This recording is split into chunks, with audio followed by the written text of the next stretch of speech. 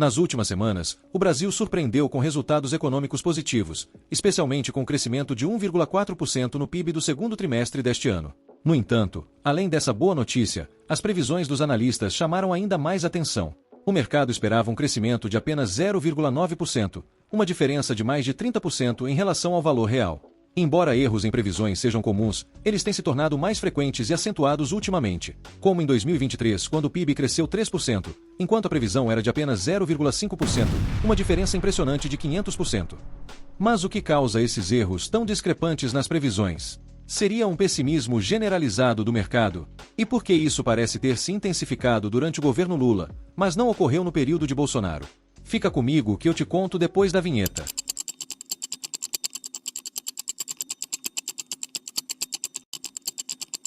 Previsões econômicas e os fatores que as influenciam.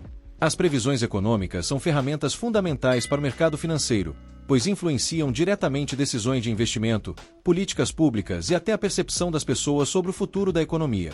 Essas previsões são feitas com base em diversos fatores. No cenário global, o comportamento de grandes parceiros, como China e Estados Unidos, além de crises internacionais, tem grande peso. No cenário interno, fatores como a estabilidade, o nível de dívida pública e o desempenho de setores como a agricultura e a indústria também influenciam diretamente nas previsões. Outro fator importante são as políticas públicas, medidas adotadas pelo governo para gerir a economia e promover o bem-estar social, como políticas fiscais, investimentos públicos e programas sociais. Erros nas previsões e os fatores que influenciam.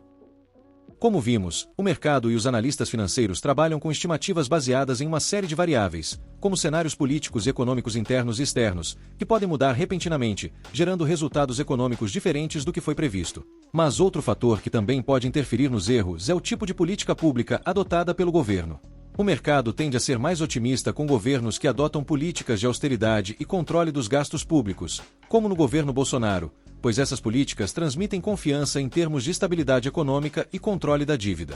Por outro lado, quando o governo adota políticas de intervenção econômica e programas sociais expansivos, como no governo Lula, o mercado responde com mais cautela, resultando em previsões pessimistas, já que esses programas envolvem maiores gastos públicos, o que gera insegurança para o mercado sobre possíveis desequilíbrios fiscais.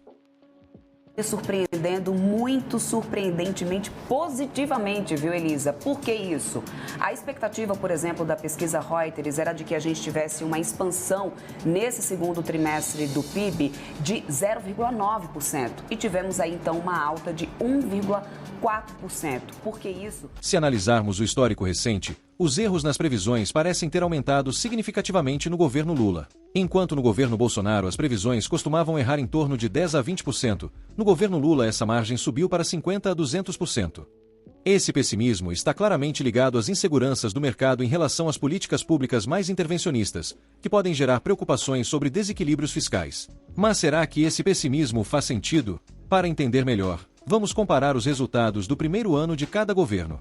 Vamos mergulhar nos números e ver como os resultados econômicos do primeiro ano do governo Lula e do governo Bolsonaro se comparam para entender como as políticas públicas de cada governo impactaram a economia brasileira, mostrando quem obteve os melhores resultados em cada área.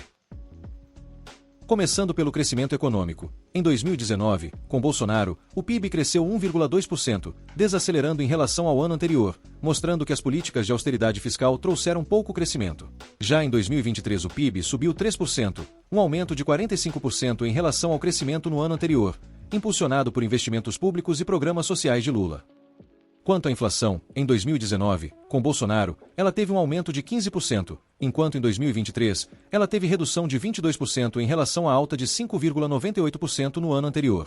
Mesmo com a inflação ligeiramente maior que em 2019, o impacto econômico de Lula foi mais positivo, graças ao controle de preços. Em relação às taxas de juros, em 2019, a Selic caiu para 4,5%, uma queda significativa de 31% em relação a 2018, o que favoreceu o ambiente de crédito. Em 2023, a Selic também apresentou queda, mas ainda assim, o resultado comparado com 2019 mostra que as políticas de austeridade de Bolsonaro se saíram melhor nesse aspecto. Agora, sobre o dólar, em 2019, o dólar fechou em R$ 4,02, uma alta de 6% comparada a 2018, não refletindo as previsões otimistas do mercado para o início do mandato de Bolsonaro.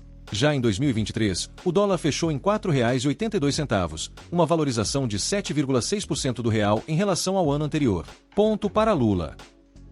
Por fim, sobre o desemprego. Em 2019, a taxa ficou em 11,9%, uma leve alta em relação a 2018, mostrando que as políticas de austeridade não foram suficientes para conter o desemprego. Já no governo Lula, o desemprego caiu para 8%, uma redução de 10% em relação ao ano anterior, mostrando que os investimentos públicos e programas sociais ajudaram a criar mais empregos. O que é importante? Se você olhar só para esses dados, poxa, o PIB foi muito maior no governo PT, né, no governo do Lula. Porém, tem